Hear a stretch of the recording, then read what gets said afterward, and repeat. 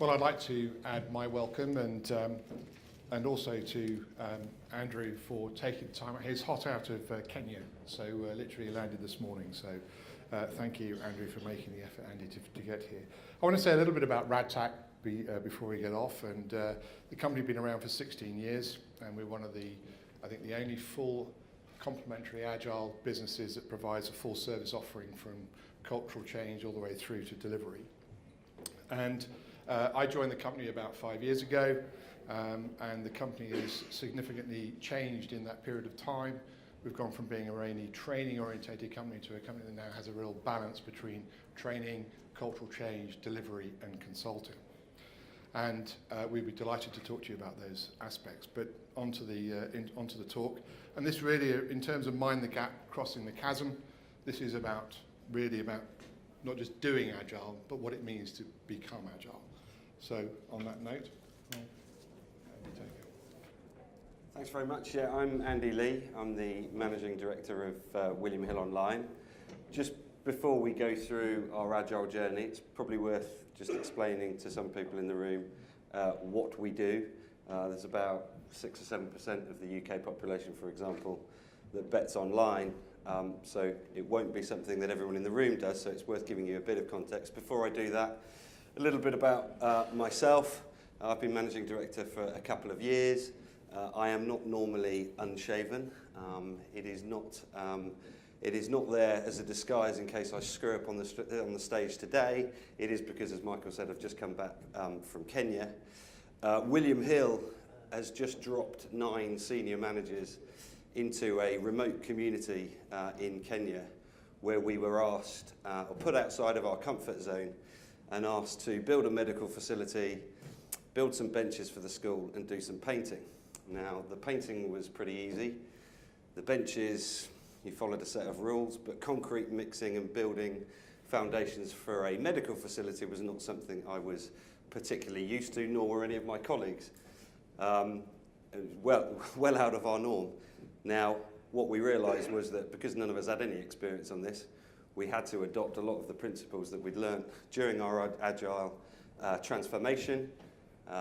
We clearly didn't know what we were doing. We just had to make sure that we kept acting, get the results, do the learnings, and continuously, iteratively develop. We were given 6 days by the experts to do the medical facility. I'm pleased to say we did it in 4.5 days, and I have to say a lot of it is down through to our learnings from Radtac and what we've implemented. So apologies for the growth. In terms of William Hill Online, it's our 80-year anniversary this year. Most of you, I hope, will have seen the shops on the streets. On the high streets, we've got about 2,400 shops. But the online business, which I'm in charge of, is about 16 years old now. We're traditionally a retail and a bookmaking business, but now we get about 50% of our revenue from gaming. So there's an awful lot of cross-sell between the bookmaking side of the business and gaming. We're seeing an awful lot of pure online players come into the business who are acting a little bit more nimbly and agile than potentially the old incumbents. And that is one of the reasons why we've had to transform ourselves culturally, and we're in that process at the moment. Regulation has always been a massive challenge for us. Whilst it's often been a barrier to entry and has protected us, it's becoming a big issue for us. That's not relevant to this audience, but one that is the emergent technologies, things like mobile, which is now in its 7th year as a smartphone, but we're now looking at things like Apple Watch, which we'll touch on going forward, which means that we have to deliver an awful lot quicker than we used to. Radtac and William Hill Online got together initially for a distinct project, which was a project called Project Trafalgar. Project Trafalgar was a big piece of work in terms of our software, our website, and it had 2 distinct aims initially. One was to give us front-end independence from our supplier. Previously, we were launching and releasing new products every month. We wanted the capability, the flexibility to be able to launch every day. We also wanted to be in charge of our own destiny. The second reason we undertook this project was to have a responsive design. In the old days, when we just had one browser, the website, one operating system, it was relatively easy. But obviously with the proliferation of the different operating systems on mobile, the different screen sizes, it was becoming particularly expensive to keep rolling out our website onto all of these different systems and structuring them for different size devices. So we wanted to make it responsive, build it once, deploy it everywhere. And that is when we met, and I'm over to you. Yeah. And really what the project had discovered over a number of iterations where they tried and not being able to get as much traction as they wanted was that the waterfall was not the right approach. And so therefore, they brought us in, Radtac in, to look at how we could deliver in a different way. Thank you. And that different way is really where the mind the gap comes in. This is a fairly typical early Agile engagement. There's a specific project or program that sits in the organization that needs to be delivered, that is intractable to waterfall, so people suddenly say, is there an alternative route? Can we get it to a different way? And we came along and we said, yes, we can help you to deliver in an Agile way this project that so far you have found very difficult to deliver. And really that's where the mind the gap comes in. So we were doing Agile. We went in and we supported the team and we did Agile. And one of the coaches who first did that approach with us is here in the room. And it's not that we don't believe in being Agile, but how do you get the whole organization to change? And when you want to change the whole organization, that's when we get into a later conversation. But one of the things that William Hill did notice in terms of where they were coming from was that they had been very, very successful. You've seen the numbers. They've caught some very, very big fish. They've been going for a long time. But one of the great things about this company is they were aware that there was always danger behind them. Unlike, shall we say, HMV and Apple iTunes, unlike Encyclopedia Britannica and Wikipedia, these guys actually knew they had to do something different. They had to move their organization because they knew if they stopped moving, the big bear would catch them up. And actually a good example of our industry is the difference between William Hill and Ladbrokes. In 2009, we had the same market capitalisation, we had the same number of retail shops up there, and we both made about £50 million of EBIT online. Between 2009 and 2013, Ladbrokes' online EBIT or profit is now about 10 million, or was last year. Ours became 150 million. We had exactly the same base from which to grow, but we had done it culturally an awful lot better. But that said, I still felt that there was an awful lot missing in the business, and that is why when I saw what was going on in Trafalgar, I felt that this wasn't something that was just software specific. This was something that had values and principles that I could roll out across the whole organisation based on 3 real principles of communication and collaboration. You obviously need it to be productive and effective to drive your profits, and I wanted to get our employees engaged in it to be able to develop themselves and be aware of any blind spots that they had. So we've spent a lot of time coming slightly from behind when it came to mobile. We've built an awful lot of great foundations when it comes to that technology, but now we're looking forward. We're now looking to, as Gretzky said, we're looking to where the puck's going to be and not where it's been. So for us now, we're not absolutely sure which technology is going to be the best for us going forward, but it could be Google Glass, it could be the Apple Watch. That's my near-term backer at the moment, but there could be a plethora of alternative challenging technologies that we need to adapt in order to remain a market leader. Just for context, our customers, when they were using the website, used to have on average 4 different accounts. As they moved to mobile, they ended up having an average of 2 accounts because the experience between the operators was particularly different, and the emergence of the difference between the wheat and chaff was becoming more and more pronounced. I can see with things like the watch and the things that those products bring and create more affinity to a particular brand will converge towards an average of one account per user. So it's absolutely critical for us to make sure that we are watching where the puck goes. As I said, I came, I know I didn't say, I think I said I was William Hill for 2 years. Before that, I'd worked in the city for about 12 years as an analyst, covering mostly the leisure sector, including the gambling stocks. So there were two things that really helped me when I came into William Hill. One was I'd experienced covering an awful lot of companies within industries that were actually faced with the same challenges, but they often went off, like Ladbrokes and ourselves, in different directions, despite having exactly the same materials, base, content, and the pool of talent that they could reach into. The second advantage I guess I had, because I hadn't come from an industry or operational background, I'd come from the city, was that I wasn't really wedded to any legacy way of working, whether within an industry or within a company. And that's really when, you know, I started thinking about the agile way of working. So when I looked at the company, I saw that we had an awful lot of intelligent people. We had loads of ideas coming out. We had really passionate people who work in the gambling industry tend to like their sports and gambling. And we had a huge amount of growth.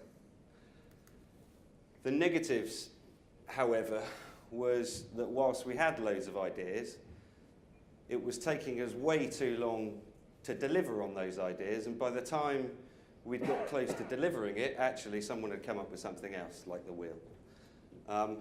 We also didn't have a huge amount of accountability or responsibility within the organisation. Organisations were sort of, the departments and functions were disparately located with different structures, different types of hierarchy, and actually there was a reasonable amount of finger pointing because no one was taking control of the project or whatever it was we were doing. And so there was a bit of burying our heads in the sand. And I think another point really was around engagement with our employees. Our employees were not necessarily recognised for their unique skills. It was a kind of a bit of a one-size-fits-all. Someone could be a subject matter expert, someone might be a little bit more T-shaped and all-round.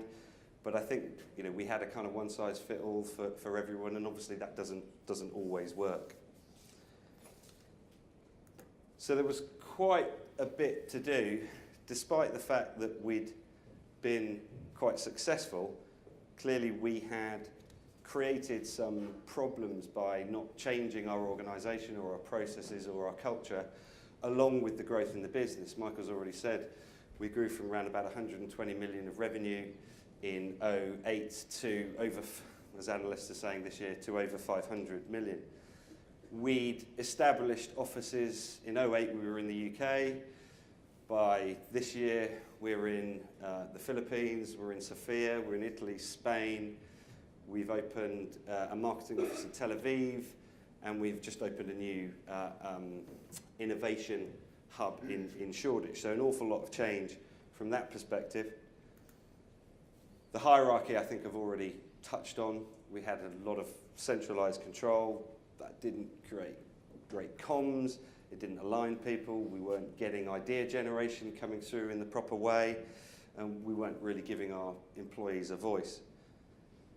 And then in terms of suppliers, we'd gone down the route of outsourcing most of our technology, and a lot of our over 100 suppliers weren't working in the same way as we were. And actually, you know, it was taking months, even years, to even negotiate contracts, for example. So there was an awful lot to do. This is the chasm that the subject matter that we're talking about today refers to. You know, there were other things in there, but there was an awful lot, from my perspective, coming relatively new into the business that need to be done despite the growth.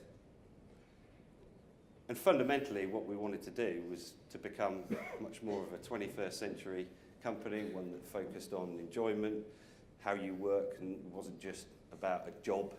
We wanted to be much more people-centric.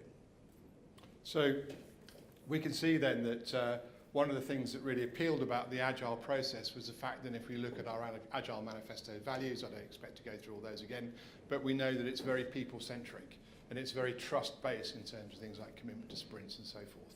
So what appealed to Andy about the Agile process as a total organizational transformational tool rather than, if you like, just an IT transformational tool is that it was in a business that was 80 years old and rooted in the 20th century. If he needed to get it into the 21st century, he needed an Agile approach that looked at, well, I'd take a couple there, people-centric, and we all know about the first value of Agile, and then trust-based. You know, if you commit to doing something as a team, you need to commit to do it, and that's the whole point. And it was there to enable the change that they wanted to achieve.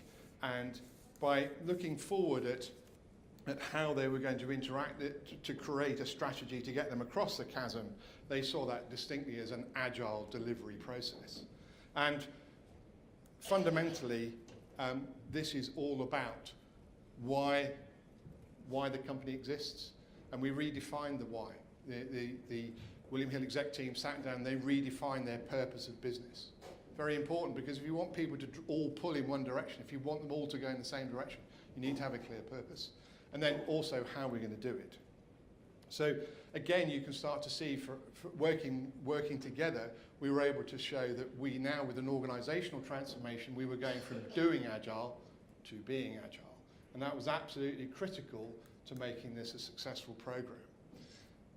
Some of the attitudes that we wanted to bring into the business, and both of us really particularly like this one, which is that we don't blame people for failure. Everyone's going to fail. We all know this. This is a basic tenet of Agile. But if you look at how this is expressed, I think this is a perfect way of expressing it. This is communicated throughout the organisation all the time. We criticise those who fail to offer help or fail to ask for help. So the organisation has become very open, very transparent, that nice word that we use in the empirical process. And so with that, how do you become Agile and not just do Agile? Yeah, so one of the key things that Michael explained to us was that obviously you've got to do lots of things. You've got to put lots of actions into place. You're not going to just stand there and tell the organisation we're going Agile, because they just give it a bit of... So based on the three principles as to why we put in Agile, which was the communication and collaboration, productivity and self-awareness, we've introduced a number of new things across the business in the last sort of 18 months. In terms of starting from the top left and going round, we've aligned objectives. Pretty simple, but actually before it was a classic case of this is what my department's doing. Even though I'm dependent on you, I'm not going to bother interlinking my objectives. What a surprise when you need them to go do the last bit of the jigsaw, they're not interested. So all of the objectives are now completely aligned across the business, one for the whole company, everything cascading down and linked in across all of the functions. We had a strategic focus group which just made sure this was kind of back to the blame or I told you so that wouldn't work. We have a monthly meeting where we talk about every single IT project that is going on in the business. We explain to them why we're doing it and what we need from each development cell. There can be no 3 months later, I told you that was going to be a piece of crap. Then we aligned our... Then we did a business BIS alignment, sorry, that's our reference for it. Basically, we had an homogenous group of IT employees, about 550 of them. They were just put on ad hoc projects. So there was no real accountability or responsibility. What we did is flip them into the co-located where possible, ring-fenced dev cells working on gaming, sports, infrastructure, mobile, whatever it is. I'm sure you're well versed on that. Then we delivered Agile in BIS. Then we launched it into the business as a whole. We put in things like Trello. I don't know whether you know Trello. I find that as a particularly good digital storyboard for someone like me who's got direct reports in Philippines, Tel Aviv, or whatever. I can't have a physical storyboard. I find Trello particularly useful to make sure that we continue to communicate, be aware of what are the first and the priorities that all of my team are working on, making sure that someone's first priority isn't another one's fifth priority if they're interlinked projects. Then we were looking longer term about what's going to impact and disrupt our business. And then one of the best things that's come out most recently is Yammer. I don't know whether that's a tool anyone's launched. If you haven't, I would recommend it. It's effectively a social network tool for businesses. And what that's done is basically allow us to engage with our employees a lot better in a softer way, but also to give them a voice. So at the moment, we're getting loads of ideas coming from frontline employees that I will see straight away, our innovation director sees straight away, whereas before they probably didn't want to knock on our door and tell us the idea, might have been a bit fearful about it, they didn't want to send us an email, but they do it through this, it gets a following, people think it's a good idea, you reply back nice and easy, and we're getting a lot of good ideas coming through from that. So the fundamental thing that the company did in understanding that it wanted to go agile was to recognise that its culture was going to have to evolve. It doesn't mean change its culture. One Friday afternoon we're like this, one Monday morning we're like that. And as a result of that, we put in some specialist resources, not just people who knew how to coach agile, but people who knew how to coach teams, people who knew to coach senior execs, people who knew how to build a vertical slice in the organisation, which we don't have time to go through today, but a bit like feature teams, you do need vertical slicing in organisations. What does that mean? We also got a significant commitment from the company in terms of they told us how long they wanted us to engage for, and they themselves have committed to this engagement, and they've actually developed their own internal resources as well, which we encourage as a company when we go to clients. So how do you continue to expand support for cultural change? This is a well-known model. It's something that William Hill bought into absolutely, and that is that if you want people to move an organisation and to use their innate abilities, which is what this is all about, you have to give them this purpose. And we talked about the why right at the beginning. Why are we all here? Why do we get up? Why do we come to work? Then we talked about, well, okay, what about autonomy? You know, are we giving people in these dev cells, in these businesses, where we ask them to deliver lots of complexity, do we give them the autonomy to get on and do it? And if we're giving people autonomy, we better make sure that they're up to the job. So we need to give them training and mastery and allow them to develop and show that they themselves can take on that responsibility. I'm not spending a lot of time talking about agile process. Agile was behind this. This is how you deliver change at William Hill. This is a FTSE 150 company. This isn't a small business. This is a very, it's important to a lot of people in this country who want to put a bet on every week. So you can't just fall over. So effectively, what we did was, when we sat down with Andy, we say, this process cannot continue. We can't continue to deliver the way we've done. It's not that it didn't work, it's just it's now not fit for purpose. So we had things like, all the time-consuming, expensive to run. The market was constantly changing, technology, different types of betting, in-match betting, all that sort of stuff. So it really needed to change, and we couldn't deal with this hierarchical, closed environment. What we did do was create, a more socialised comm structure, more team working. That classic of Agile, we have created huge amounts of transparency in this business. Things like Yammer, which Andy just referred to, things like Trello. Unless you have transparency, believe me, you're not doing Agile. And that's one of the key messages we drove in from the very start of this process. So the last sort of points I wanted to make really was to look at how we communicated, how they created that communication. They actually had an Agile transformation leader who's the COO of the online business. We did this transformation team, so it wasn't just the senior execs, it wasn't just the delivery people, it wasn't just middle management, it was that vertical slice of the organisation, from Andy to the developer, all the way through to someone who was the office manager. They're all very intricately involved in this process. You look at some of the early wins. We had a very good innovation team. We've deployed new innovation.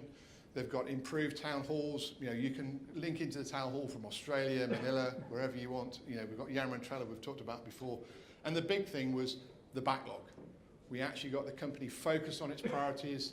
removing dogs that weren't going anywhere, making sure that the value was clearly visible, was going to be measured, and all those sort of good things that we find in Agile. What does that mean? A lot less of this. Moving away from, over to you, John. Joanne, over to you.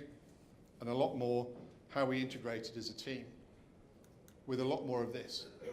And you'll see in all the slides that we put up, all the pictures, people are absolutely central to making this work. It's that first value of the Agile Manifesto. So if you want to produce enterprise change, then you need to have this communication. We provided training, people wanted mastery, we have a book reading list. I think you add that to that now on a regular basis, so people understand the type of books you can go and read. Reading a book isn't everything, but reading a book is something. It's all part of a totally joined together. If you want to come on the journey with us, you need to embrace all the different tools that we have and we will make available to you. And these workshops are delivered at all levels, as are Agile training and all sorts of different trainings that the company is now doing. The final point is on the innovation point. We actually help them to discover a way in which you do innovation through a process of, you do a quick fail, or quick start, quick success innovation, you make sure you can do it, and you do it very, very quickly. And they've got a very, very exciting product, which I know I can't talk about, but it's coming, and it's phenomenal the way they did this with just 20 clients. Phenomenal. Proved that it would work. Clients absolutely love this product. It's way ahead of the market. They now will take it into, can we commercially scale it? So very quickly they're going to scale that product. And then it goes into the P&L and it comes off the balance sheet of capital expenditure. So, what's next, Andy? Yeah, I mean, it's worth saying as well that we haven't just applied it to IT projects. There's a good example that landed yesterday, just I was coming back from Kenya. So we've been working on a critical supplier contract for about a year in our old-fashioned poor way of working. Actually, we applied an Agile values principles approach to it, and actually it was done within 2 months. So it was a real win, even getting our legal and commercial procurement teams involved in this approach, which I must admit, when I first said to them, we're going Agile, they were slightly sceptical. What are we doing now? One of the key things that Michael's and Radtac have always taught us is that it's never over. You have to keep on going. One of the strange things I found when I had the first sort of workshop with Michael, there was this slide that said, you'll experience quite a lot of pain. And I said to Michael, why would you have pain? This is common sense, isn't it? But we have had quite a lot of pain. Not everyone comes on the journey with you, as I'm sure you're all aware. But that is why, and I'm totally committed to this, and I absolutely believe in the benefits for the company. That is why today, actually, our head of transformation started in Gibraltar. He'll be working for the whole business, but he started in Gibraltar today. He is reporting directly into me. He is not just a BIS or an IT person. He's reporting directly into me.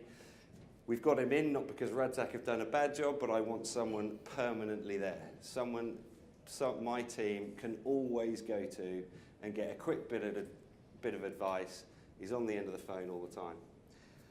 One of the things we probably could have been a bit better at is taking a snapshot or an audit or do more retrospectives of what we'd implemented. We've implemented quite a lot in a short period of time. We're undergoing at the moment an audit of all of the things that we've put in place so that we can better learn. One of the harder things when you put it into business rather than IT, I think it's fair to say, is having tangible metrics. Every contract is not going to be the same. I appreciate IT delivery isn't the same either, but you can get burn rates, you can get velocity. It's probably easier to measure.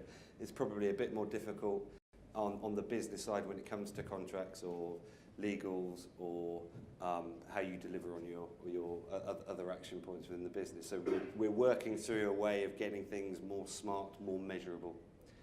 On the trust side of things, we are focusing more and more on our people. As Michael said, it's a key principle. We are trying to give them the chance to come up and the opportunity to share their voice with us. There is an idea-driven system being implemented at the moment, or being structured at the moment within the business. We absolutely want to get their ideas through. I totally buy into the fact that 80% of the ideas, the valuable ideas for our business going forward, will come for the people within our business who are at the front line speaking to our consumers day in, day out. And we want to empower them. And then we also want to make sure that we are visible and transparent in everything we do. We want to keep communicating. I was told that 10% of what you say in a meeting actually gets recorded or remembered. I do make sure that I repeat myself to death at all of the town halls and the company meetings that I hold. So, I mean, a key for me has been to never stop trying and improving. We're trying to make sure that we don't blame for failure. People don't worry about getting things wrong, so long as they ask for help when the things do go wrong. And we also want to recognise that you're never going to achieve full-on 100% mastery of what it is that you're doing. So if we accept this, then hopefully we'll own this space. Thank you very much for listening.